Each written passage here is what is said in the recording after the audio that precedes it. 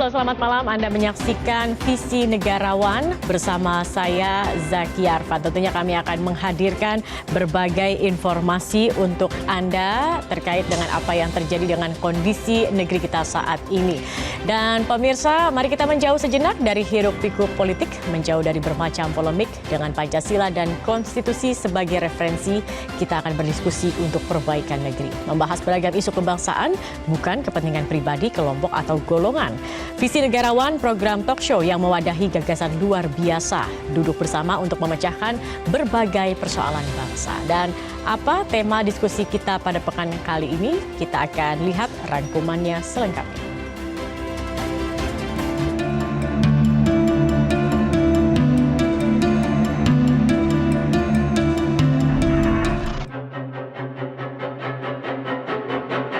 Di era Orde Baru, masyarakat sangat akrab dengan kata koneksi.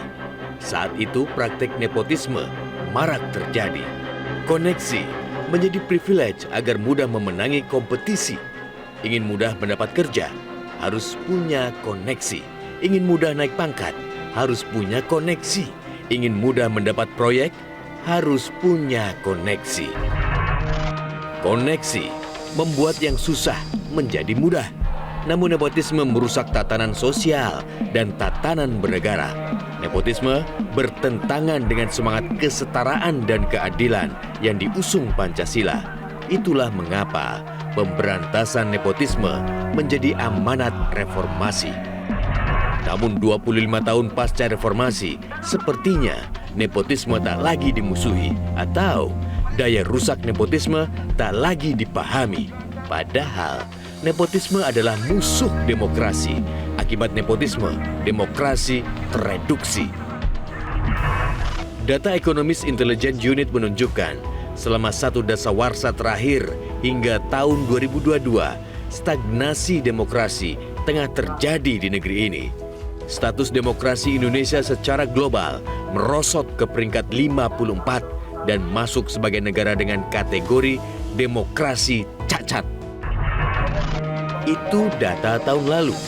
Indeks demokrasi saat ini mungkin lebih buruk lagi. Yang pasti, dinamika politik nasional tengah membuat gundah kalangan pro-demokrasi. Setahun terakhir, ruang publik dibuat bising oleh beragam narasi anti-demokrasi. Dan semuanya bermuara pada upaya untuk terus berkuasa. Mahkamah Konstitusi juga tak luput dari infiltrasi kelompok anti-demokrasi. Ketua MK terbukti sengaja membuka ruang untuk diintervensi. Pelanggaran etik berat pun terjadi karena benteng terakhir konstitusi terbukti menggadaikan independensi. Memang belum ada penjelasan dan pembuktian bagaimana sepak terjang boneka istana di lapangan. Namun publik tak mungkin menutup mata saat terjadi manipulasi lembaga tinggi negara untuk melapangkan karir politik putra mahkota. Dalam situasi yang krisis, akan selalu ada sesuatu yang melahirkan jiwa-jiwa yang rapuh, tanpa pijakan yang kuat, sehingga muncul semangat oportunisme. Coba-coba mencari untung di tengah-tengah merosotnya pamor dan kepercayaan kepada lembaga-lembaga negara. Mereka bahkan biasanya adalah orang-orang yang terdidik, yang terpelajar, dengan berbagai keistimewaan yang melekat pada dirinya.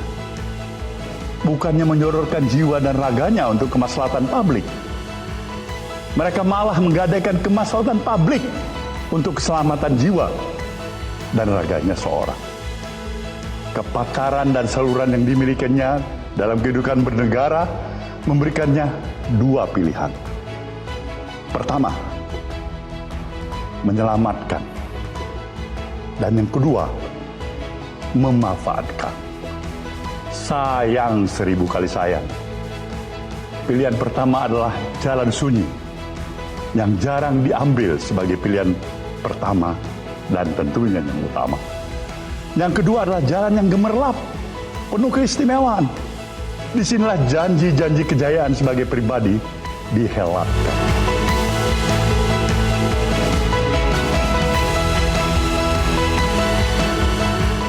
Baik, pemirsa, demokrasi setengah hati itulah yang akan menjadi tema pembahasan kita pada malam hari ini. Dan pemirsa, 7 abad lalu sastrawan Italia Dante Alighieri membuat karya berjudul Komedi Ilahi.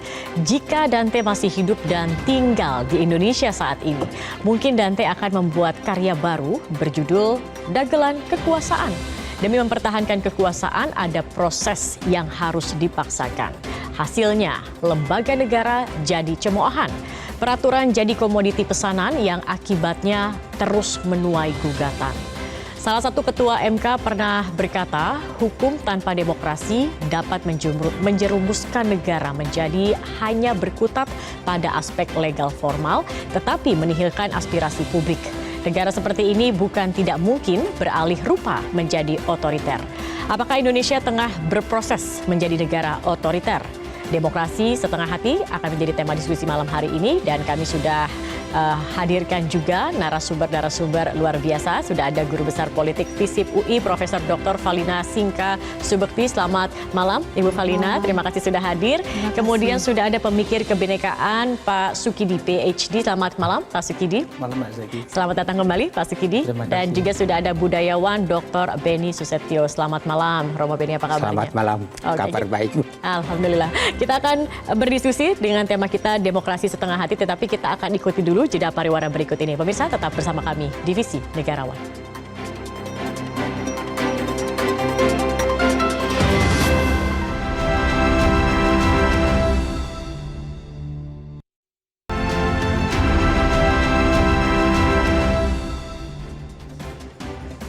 Baik, kita akan memulai perbincangan kita, diskusi kita pada malam hari ini. Saya ingin ke Pak Sukidi terlebih dahulu. Pak Sukidi, dengan kondisi Indonesia saat ini, banyak masyarakat yang kemudian menciptakan beragam sebutan begitu. Ada yang mengatakan kemacetan demokrasi, kemunduran demokrasi, resesi demokrasi begitu. Tapi kalau menurut Pak Sukidi, frasa apa yang tepat untuk memotret demokrasi kita saat ini? Democratic backsliding.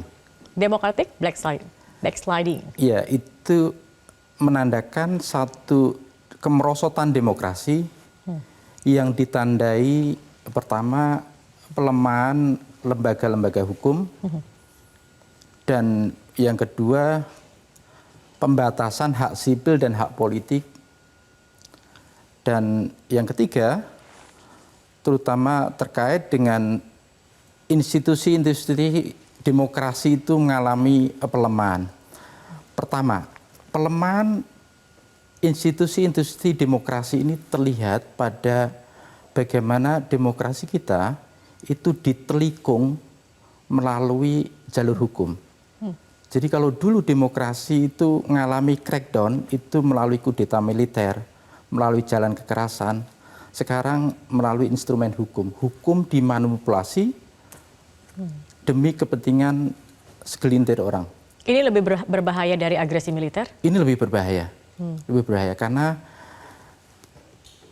konteksnya adalah justru demokrasi dibunuh oleh pemimpin sipil yang lahir dari instrumen demokrasi itu sendiri. Dan pelemahan institusi hukum kelihatan sekali terlihat pada bagaimana hukum-hukum ini begitu dilemahkan, dan lebih parah lagi dipimpin oleh orang-orang yang secara moral bermasalah. Sehingga ini betul-betul membuat demokrasi kita terperosot begitu dalam. Dan tentu saja ini menjadi keprihatinan bersama, karena demokrasi ditelikung melalui jalur konstitusi, melalui politik yang menghalalkan segala cara. Baik.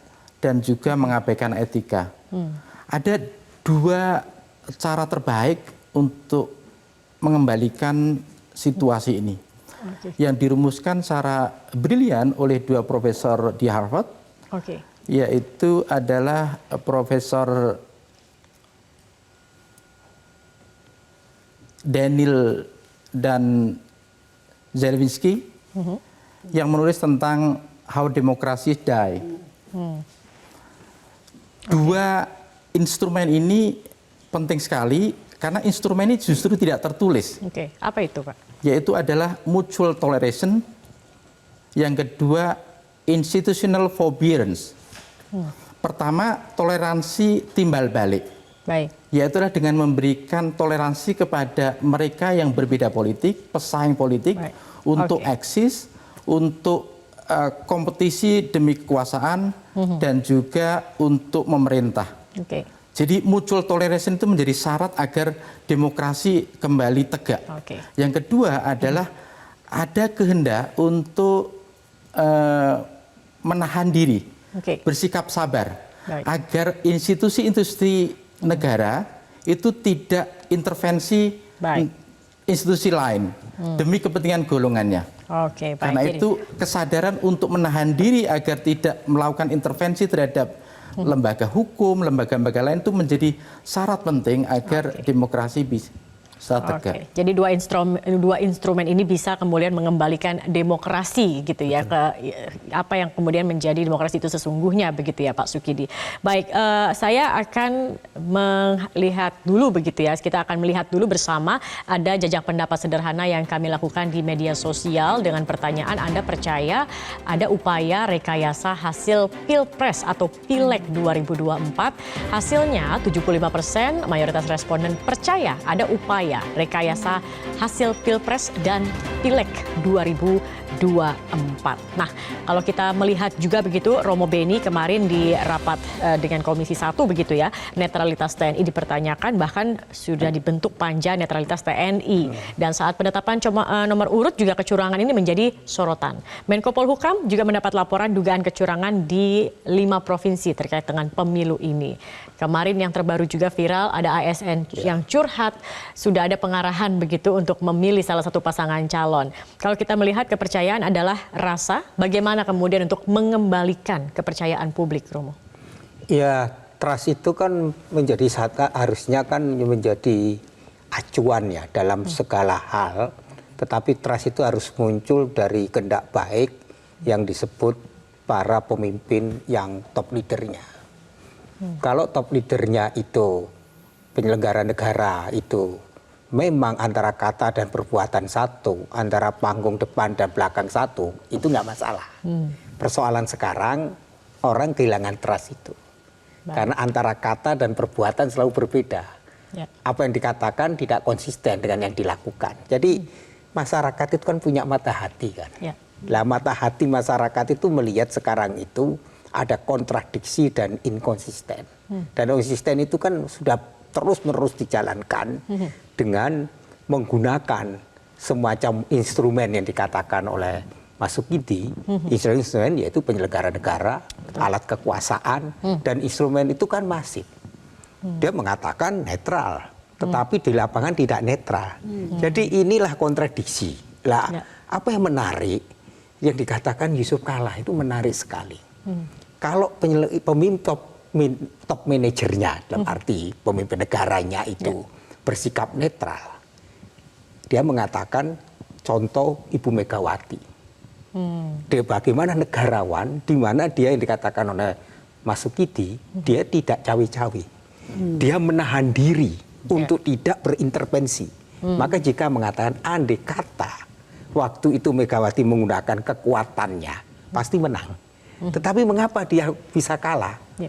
Karena menurut JK, Ibu Mega menahan diri. Jadi kita sekarang menghadapi krisis negarawan. Dan kalau negarawan, maka dia patuh kepada konstitusi, patuh bagaimana dia sebagai penyelenggara negara, karena itu dia bersikap adil untuk semuanya. Baik. Tetapi ketika agenda tersembunyi, putra mahkotanya maju, orang mulai bertanya, apakah ada kenetralan itu? Ya. Lah kalau publik sekarang tidak yakin, itu karena jangan disalahkan publik, karena ada sebuah fakta-fakta inkonsisten. Jadi mengembalikan demokrasi itu ya harusnya belajar menahan diri, tidak lagi cawe-cawe dan mengatakan saya tidak akan intervensi dan saya buktikan dengan tindakan. Selaras begitu ya tindakan. Iya selaras antara ucapan. panggung depan dan belakang selaras, kata dan perbuatan selaras. Kalau enggak, ya akhirnya apa yang dikatakan publik dalam survei tadi itu sebenarnya kan cermin dari ketidakpercayaan. Ya. Baik, oke, baik. Jadi memang tadi salah satu dari dua instrumen menahan diri untuk tidak intervensi ini juga penting begitu ya. Nah baik, kalau Ibu Valina kita melihat juga saat ini kemudian selain ketidakpercayaan, kemudian akhirnya yang timbul juga di masyarakat adalah narasi terkait dengan neo orde baru begitu Ibu. Saat itu ada pemilu tapi semua direkayasa dan rakyat juga sudah tahu siapa yang kemudian menjadi pemenangnya. Nah juga ada pengerahan di birokrasi dan aparat untuk pemenangan. Nah, bagaimana kemudian legitimasi pemilu bila narasi cacat hukum dan intervensi tadi itu terus membayangi? Ya, saya kira saya juga sepakat ya dengan persoalan besar ya sedang dihadapi oleh bangsa dan negara kita saat ini. Itu adalah mengenai persoalan demokrasi tadi itu ya, bahwa kalau tadi Pak Supidi mengatakan backsliding ya, demokrasi, saya juga sepakat ya. Juga mengenai istilah democracy regression itu. Memang jelas kita mengalami kemunduran bahkan kemerosotan yang luar biasa saya kira ya dalam 10 tahun terakhir ini. Padahal kan sebetulnya kita ini 25 tahun ya reformasi betul. Dan berusaha mengimplementasikan amanat reformasi. Yang mulai dari amandemen konstitusi ya, itu saya kira menghasilkan sesuatu yang lebih baik ya, sebab konstitusi kita itu sudah mampu untuk menjamin pembatasan kekuasaan, kemudian checks and balances, perlindungan terhadap hak asasi manusia misalnya. Undang-undang bidang politik oke, meskipun perlu disempurnakan, tapi menurut saya masih oke lah ya untuk menjadi panduan ya di dalam mengimplementasikan tadi itu ya. Bekerjanya lembaga-lembaga politik demokrasi termasuk pemilihan umum. Nah, kalau saya itu melihatnya lebih kepada pelaksananya ya. Pelaksananya? Iya. Oke. Konstitusi oke, undang-undang bidang politik meskipun perlu diperbaiki, disempurnakan, saya kira secara minimal ya sudah mampu ya mengawal ya. Tapi saya lihat ini manusianya. Pelaksananya. Jadi saya ingin mengatakan bahwa kita Indonesia saat ini menghadapi satu krisis moral. Baik. Ya. Krisis moral dan etik. Okay. Jadi etika politik itu merosot tajam. Baik. Ya. Sikap perilaku dari para pemimpin, para elit ya. Kemudian para aktor politik itu semakin jauh dari etik. Ya, tidak mengindahkan mengenai apa yang boleh, apa yang tidak boleh, apa yang patut, tidak patut. Oke, bisa, tapi apakah patut? Kan begitu kan kalau etik. Jadi ada sebagai guidance ya para pemimpin, para pelaku politik yang mereka itu dipilih oleh rakyat dalam pemilihan umum untuk memperjuangkan aspirasi kepentingan masyarakat. Guidance-nya itu etik, nilai-nilai moral etik. Nah itu sekarang menurut saya yang makin jauh begitu makin hilang gitu. Dan ini berbahaya menurut saya untuk masa depan demokrasi kita ke depan. Oke, baik Ibu. Nanti kita akan lanjutkan kembali, kita akan lihat dulu ada sebuah polling lagi yang kami lakukan dengan pertanyaan apakah nepotisme hal yang buruk? Hasilnya 84% mayoritas responden menilai nepotisme adalah hal yang buruk. Nah, Romo Beni, kalau kita juga melihat begitu ya, tadi sempat disinggung 25 tahun pasca reformasi, pasca tumbangnya Orde Baru. Bagaimana Romo Beni melihat pelaksanaan amanat dari reformasi itu sendiri? Ya kalau kita jujur ya, justru sekarang menyimpang dari apa yang menjadi amanat dari reformasi. Reformasi itu kan dulu ingin mengembalikan kembali, dalam bahasa saya itu adalah keadapannya. Keadapan itu adalah bagaimana kita mampu memulihkan kembali moralitas dan etika yang hancur.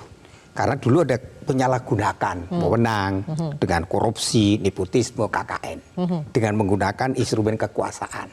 Akibatnya apa? Muncul yang kita hadapi adalah demoralisasi di segala bidang. Lah ini yang terjadi.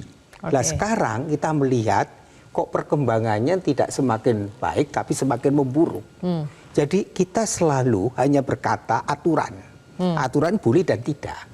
Tetapi proses aturan itu melanggar etik, dan moralitas itu nggak dipersoalkan. Ini bahaya. Karena kalau kita bicara tentang hukum, Baik. hukum itu nilai-nilai, Baik. nilai etik dan nilai moralitas.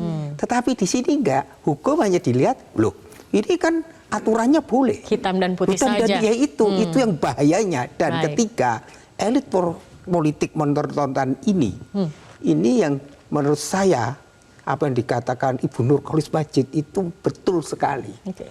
Saat ini orang tidak lagi para penguasa itu memiliki budaya malu. Itu problemnya kita. Oke. Karena kalau kita bicara politik, Baik. itu bicara tentang etika dan moral. Etika dan moral Tapi itu kalau tidak bisa dipisahkan. tidak dipisahkan. Begitu. Baik.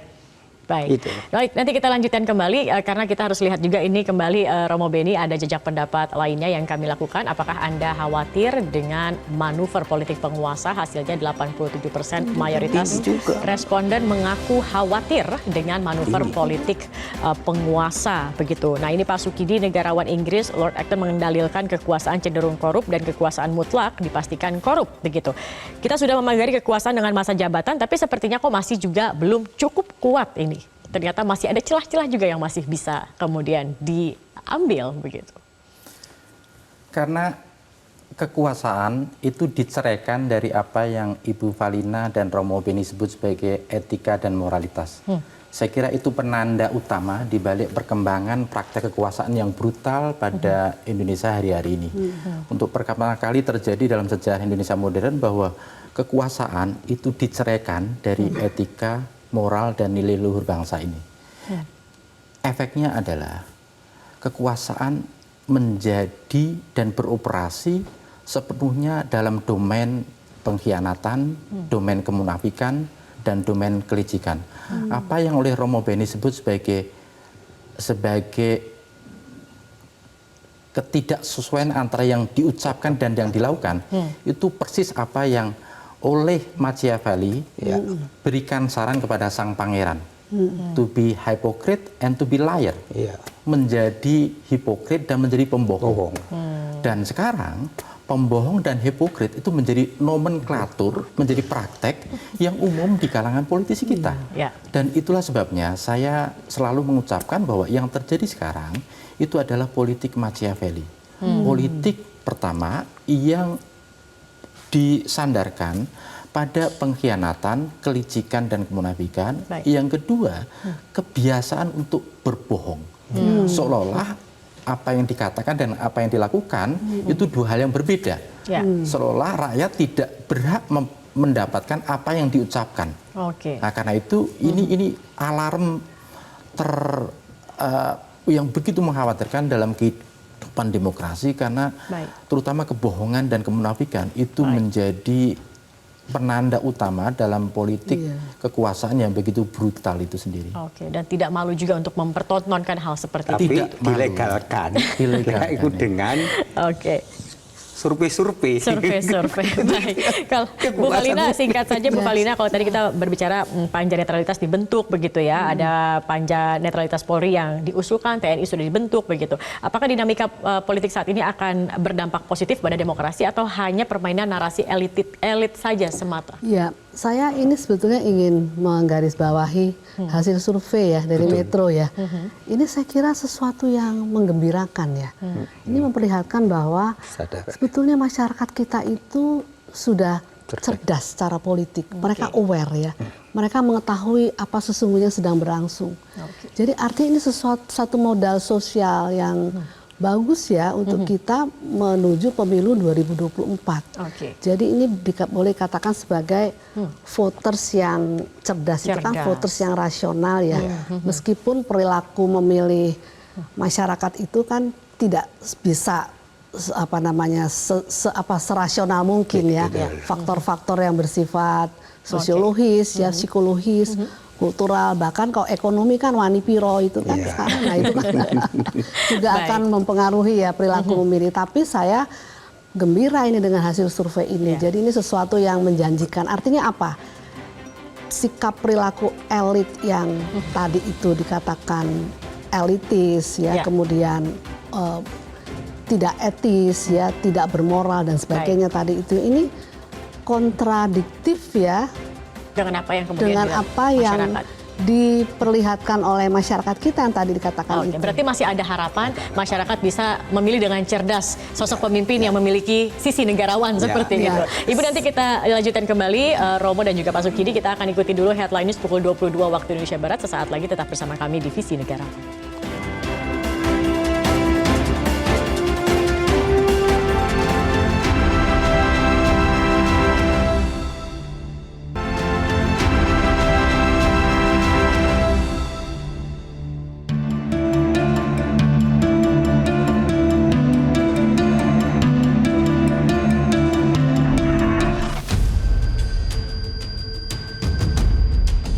Belakangan muncul tudingan upaya menekan demokrasi melalui jaringan kekuasaan.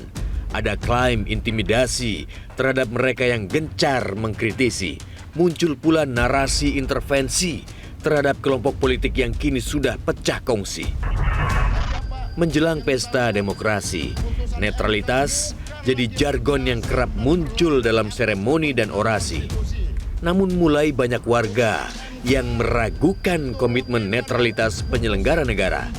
Mampukah birokrasi menjaga independensi saat pucuk pimpinan tengah mengejar ambisi pribadi? Maka hari-hari ini kita melihat betapa banyaknya upaya membawa negara dan aparaturnya melayani kepentingan pribadi dan golongan. Upaya membawa negara dan aparaturnya kepada kepentingan praktis macam itu telah melahirkan social distrust, ketidakpercayaan sosial, ketidakpercayaan rakyat pada negara. Gaya berlawanan penguatan dan penjegalan demokrasi adalah pertarungan abadi. Secara teori, kekuatan anti-demokrasi akan pudar seiring peningkatan literasi demokrasi. Yang jadi persoalan, apakah publik ingin memperkuat demokrasi atau menikmati hidup di bawah otokrasi, atau bahkan memilih untuk tidak peduli? Sultan Syahrir pernah menyatakan, gejala feodalisme masih kuat mengakar pasca kemerdekaan. Padahal, feodalisme bertentangan dengan cita-cita pendirian Republik Indonesia, yaitu kesetaraan derajat seluruh elemen bangsa. Pemerintah di mata Syahrir adalah pelayan rakyat, bukan tuan penguasa. Baik, terima kasih Anda masih bersama kami di Visi Negarawan. Dan sebelum kita memulai diskusi, kita akan lihat dulu satu jejak pendapat yang kami lakukan di media sosial. Apakah ASN, TNI, Polri ini akan netral dalam pemilu serentak 2024? Hasilnya, 54% mayoritas responden meragukan netralitas birokrasi TNI dan Polri dalam pemilu 2024. Nah, ini terkait netralitas TNI, Polri, ASN. Balik lagi tadi kita berbicara kepercayaan begitu ya Bu Valina ya. Kepercayaan akan menentukan legitimasi pemilu, dan legitimasi pemilu sendiri akan menentukan stabilitas pemerintahan ke depannya. Dengan kondisi saat ini yang kita lihat, kita dengar, kita alami begitu, kira-kira akan seperti apa kondisi Indonesia pasca pemilu? Ya, ini menjadi tugas kita bersama ya untuk menciptakan satu free and fair election 2024 ya. Supaya pemerintahan baru yang terbentuk maupun parlemen baru yang terbentuk itu mempunyai legitimasi yang kuat. Kalau legitimasinya kuat, mereka di-trust oleh masyarakat. Kalau di-trust, maka mereka bisa bekerja secara efektif untuk merealisasikan ya berbagai tawaran program ya pada waktu yang mereka sampaikan pada masa kampanye. Kalau tidak di-trust, itu berbahaya, Mbak. Sebab itu akan menciptakan satu situasi politik yang tidak stabil. Kalau situasi politik yang nggak stabil, maka program-program pembangunan ekonomi juga nggak bisa berjalan secara baik. Jadi ini tugas kita bersama. Nah, yang kedua tadi mengenai persoalan apa tadi itu mengenai netralitas birokrasi ya, netralitas TNI Polri, memang itu menjadi isu yang selalu muncul dari pemilu ke pemilu. Kenapa birokrasi itu sulit netral? Kenapa birokrasi itu menjadi rebutan dari para pemain politik kita? Ya oleh karena birokrasi itu kan punya kekuasaan politik yang cukup besar juga ya. Sumber daya manusianya, sumber daya ekonomi dananya, ya, sumber daya organisasi yang besar, ya, yang jumlahnya kalau dijumlah seluruh Indonesia kan jumlahnya hampir 4,5 juta jumlah ASN kita. Jadi birokrasi ini mudah sekali dijadikan alat politik dari mereka yang sedang berkompetisi, baik itu di dalam pilpres maupun pilkada. Nah, saya kira ini mesti menjadi perhatian kita bersama untuk bagaimana caranya agar masyarakat ini juga mewaspadai, ya, dan juga mengawasi, ya, mengenai soal isu netralitas birokrasi dan TNI Polri ini, ya. TNI Polri itu tugasnya adalah menjaga keamanan, ya, Polri menjaga ketertiban masyarakat.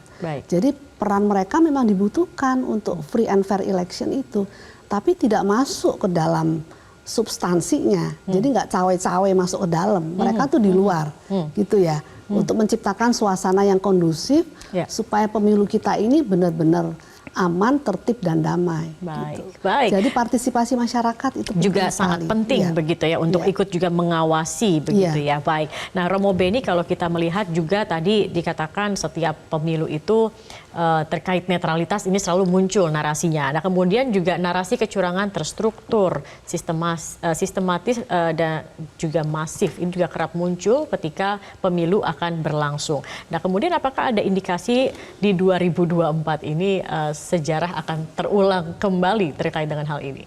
Ya, kalau kita melihat ya potensi itu pasti potensinya besar ya. Karena apa? Karena ada kepentingan tadi. Nah, maka untuk membuat netral 100% itu susah. Tetapi bagaimana mencegahnya? Nah, untuk mencegahnya memang mau tidak mau harus ada kekuatan masyarakat sipil. Bentuknya seperti apa? Dulu kan ada namanya pengawas pemilu. Kemudian kampus turun, masih ingat kan dulu monitoring. Ada Bawaslu sekarang. Dulu ada pengawas juga dari masyarakat sipil. Bahkan waktu zaman pemilu awal yang Prof ikut waktu itu juga ada pengawas dari luar waktu itu. Masih ingat waktu itu kita internasional. Jadi harus ada kekuatan masyarakat sipil yang terus-menerus menyuarakan. Nah, sekarang kita dibantu dengan aplikasi teknologi yang canggih ini. Jadi menurut saya dengan kekuatan sumber daya manusia yang luar biasa, kemampuan teknologi digital yang luar biasa, dan kemampuan media yang kritis itu, dan kampus harus menyatu menjadi kekuatan. Jadi bagaimana masyarakat itu menjadi komunitas pemutus kata, bukan pengiyak kata. Pemutus kata itu berarti secara aktif, kreatif, inovatif, terus monitor. Karena tidak ada wadahnya, jadi sebenarnya media sosial atau teknologi bisa digunakan. Itu bisa digunakan sekarang ini. Nanti kalau kena ITE bagaimana? Kan ada fakta data kan. Kalau mereka kan kelihatan sekarang, kalau ada orang nyopot, kan kelihatan di potret. Masa itu, maksud dia memalsukan, itu kan terus ada rekaman video, kan secara mudah kan. Tetapi harus dibuat sistem pengawasan itu monitoring. Maka di sini harus gerakan masyarakat sipil dan gerakan seperti dulu lagi, masa reformasi itu mengawal demokrasi yang bermartabat itu. Demokrasi bermartabat itu hanya bisa kalau mengembalikan dari kekuatan intelektual, budayawan, agamawan, universitas dan masyarakat itu bersatu padu. Dan jangan lupa kita berhak juga untuk supaya itu betul-betul dijamin tidak ada intervensi. Ya kita undang lagi kekuatan-kekuatan dari luar untuk monitoring itu, sehingga pemilunya kredibel. Baik, usul yang menarik. Atau mungkin bisa dikembalikan lagi begitu ya, bahwa ada pertimbangan bahwa masyarakat bisa ikut mengawasi secara lebih legal begitu ya. Ada organisasi yang dibentuk untuk masyarakat mengawasi jalannya pemilu. Terjadi pada waktu pemilu diadakan kembali dan kita sudah punya sistemnya dulu. Baik. Kita akan lihat lagi ini Romo, ada lagi jajak pendapat yang kami lakukan terkait dengan pertanyaan apakah isu politik ini lebih penting daripada ekonomi, seperti misalnya harga sembako, pengangguran, dan lain-lain. Hasilnya 60% mayoritas responden menilai isu politik lebih penting dibandingkan isu ekonomi begitu. Nah ini bagaimana Pak Sukidi melihatnya? Kalau kita lihat kan rakyat juga sepertinya sangat menikmati ya politik gimmick yang disajikan oleh para kandidat. Bukan hanya gagasan, bukan rekam jejak yang diperhatikan oleh konstituen. Padahal pemilu ini seharusnya kan menghasilkan terobosan-terobosan dalam pengelolaan negara, tidak hanya sekedar gimmick begitu. Saya kira ini salah satu bentuk kemunduran demokrasi kita karena politik diwarnai dengan gimmick, dengan pertunjukan yang brutal terhadap kekuasaan itu sendiri, dan saatnya kita untuk mengembalikan inti dasar politik itu sendiri. Bahwa ketika Bung Karno, Bung Hatta memilih demokrasi, maka mereka berimajinasi bahwa ini jalan terbaik untuk memberikan kesetaraan kepada semua warga negara. Kesetaraan. Jadi equal opportunity. Karena dia membayangkan bahwa tanah air yang mereka proklamasikan adalah land of equal opportunity. Tanah dengan kesempatan yang setara. Nah, ini saya kira yang perlu kita gaungkan kembali agar anak-anak Indonesia bisa bermimpi. They have dream. Mereka punya mimpi bahwa suatu saat nanti mereka tidak dinilai dari status sosialnya. Anak petani, anak buruh, anak nelayan, atau anak presiden. Semua equal begitu. Tetapi semua equal dan dinilai dari karakternya, dari budi pekertinya. Nah, budi pekerti inilah yang menjadi penentu baik buruknya seseorang. Kalau budi pekertinya culas, penuh pengkhianatan, maka dia menjadi contoh buruk dari anak Indonesia. Anak Indonesia harus menunjukkan budi pekerti yang baik karena apa? Karena the greatness of the nation, kejayaan suatu bangsa, depend on the moral and character of people. Tergantung pada karakter, moral, dan bangsa itu sendiri. Nah, inilah yang diamanahkan oleh Bung Karno. Kenapa Bung Karno sejak awal menekankan begitu pentingnya pendidikan karakter bangsa? Karena dia menyadari betul bahwa inilah kunci kemajuan satu bangsa. Karakter, budi pekerti, nilai, etika, moral yang tumbuh dari jiwa. Karena itu bangunlah jiwanya itu untuk memberikan satu fondasi dasar bahwa Indonesia harus dipimpin oleh mereka yang memiliki jiwa yang baik, karakter yang mulia, nilai yang luhur, karena itu menjadi fondasi untuk kemajuan Indonesia. Sekarang yang terjadi justru sebaliknya. Di balik kemegahan Indonesia, tapi kita diisi oleh apa yang Bung Hatta sebut sebagai manusia kerdil. Nah, manusia kerdil inilah yang menjadi tiran modern yang menghalalkan segala cara untuk melanggengkan kekuasaan. Dan ini bertentangan dengan spirit republik yang diletakkan oleh Soekarno dan Hatta. Soekarno dan Hatta pertama setia pada bahwa negara ini adalah negara hukum. Karena itu mereka yang merobek-robek konstitusi untuk melayani kepentingan golongan, kepentingan orang, kepentingan keluarga, maka sebenarnya mereka telah melakukan pengkhianatan terhadap spirit republik yang telah diletakkan oleh Bung Karno dan Hatta. Dan mereka yang merobek-robek republik ini hanya untuk melayani kepentingan segelintir orang, maka sebenarnya mereka telah berkhianat terhadap apa yang diucapkan secara jelas oleh Bung Karno bahwa negara ini didirikan untuk semua. Semua untuk semua, untuk kebaikan bersama. Oke, baik sekali Pak Sukidi disampaikan. Nanti kita akan melanjutkan diskusi kita karena kami harus jeda dulu. Pemirsa, kami masih akan kembali usai jeda pariwara berikut ini. Namun sebelumnya kami akan memperlihatkan satu jajak pendapat yang juga kami lakukan di media sosial dengan pertanyaan apakah Anda mengikuti perkembangan politik nasional. Hasilnya 83% mayoritas responden mengaku mengikuti perkembangan politik nasional. Nantikan informasinya sesaat lagi.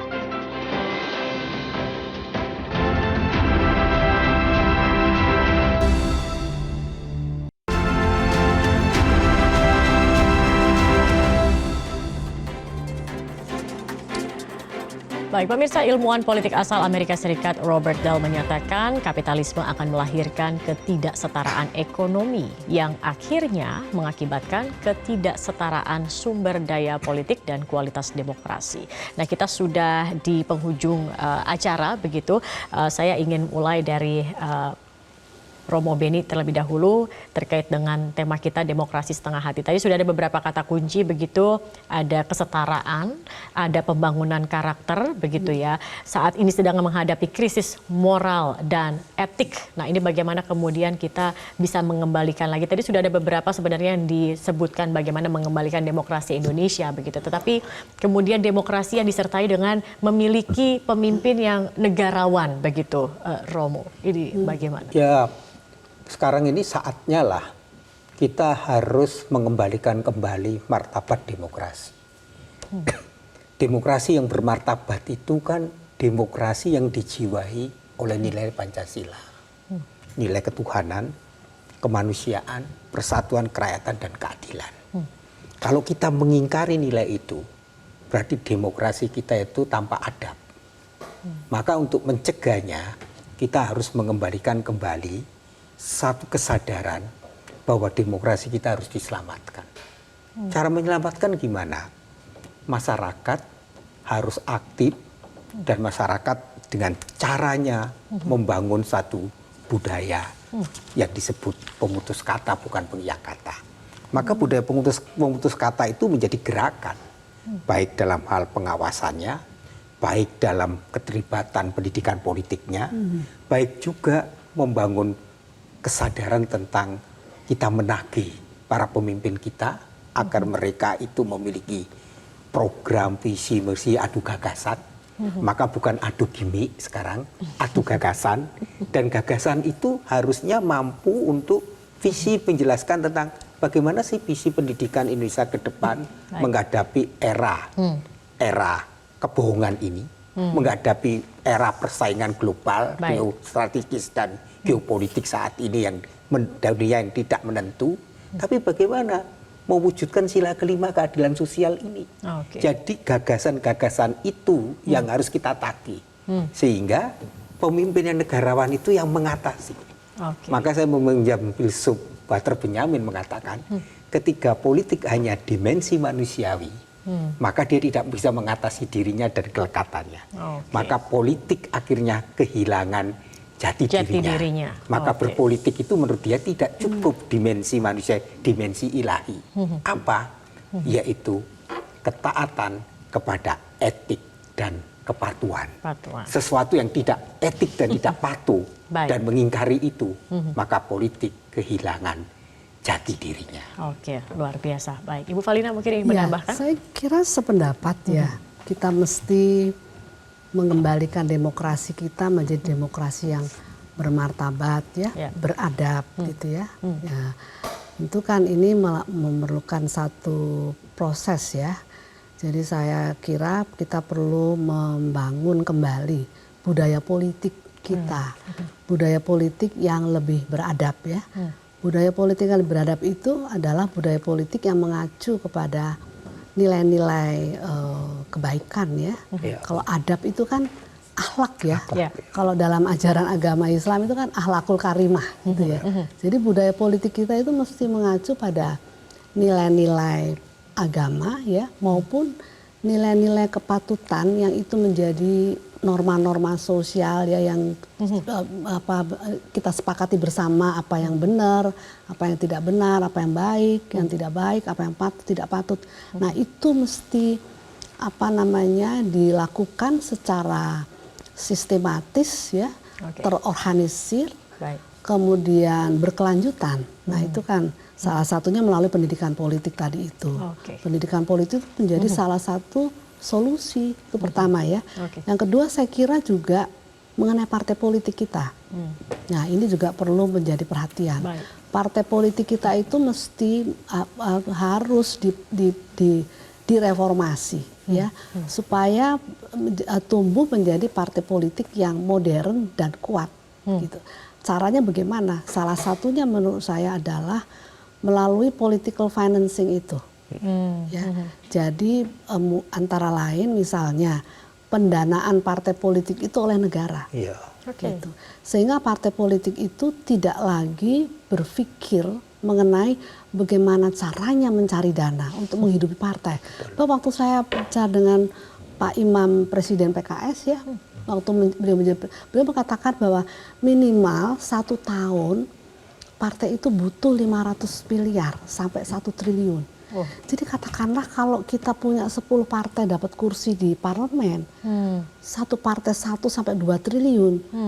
Oke menurut saya, 1 triliun kali 10 triliun.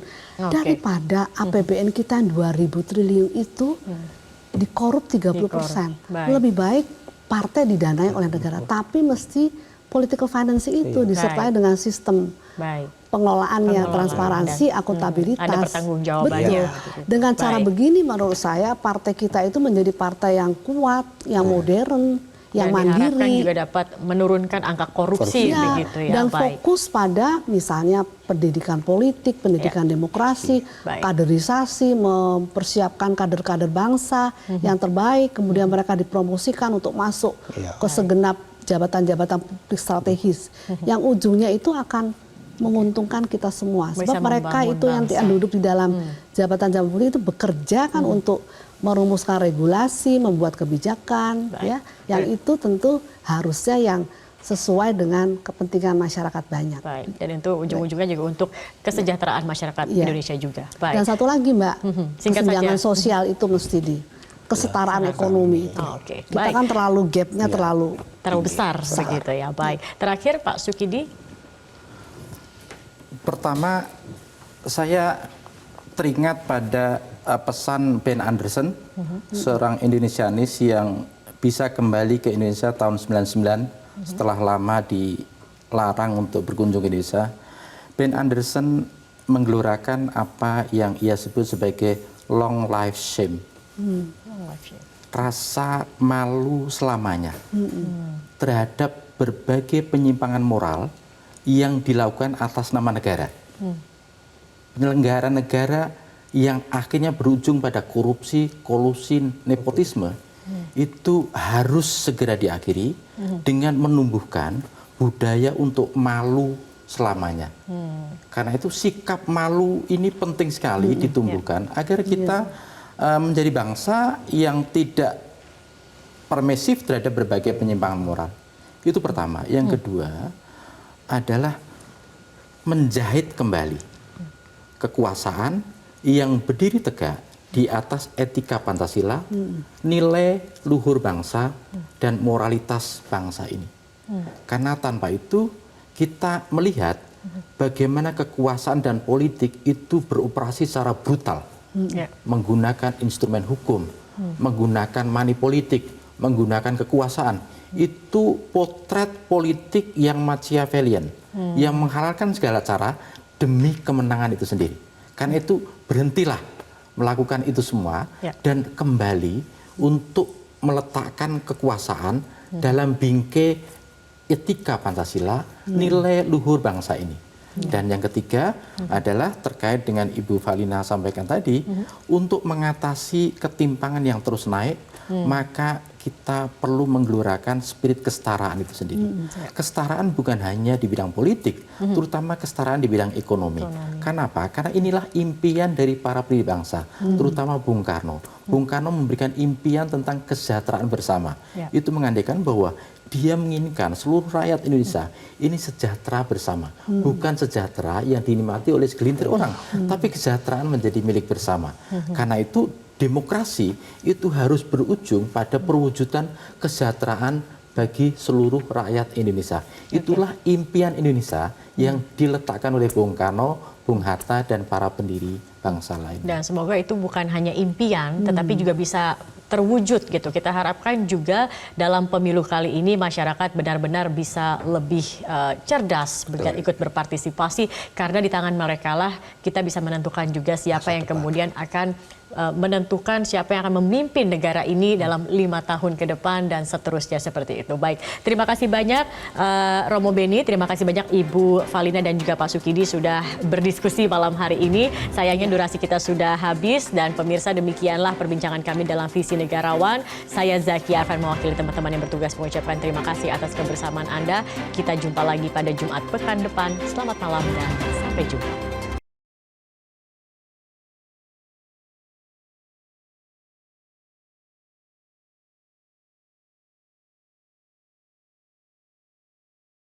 Jelajahi cara baru mendapatkan informasi. Download Metro TV Extend sekarang.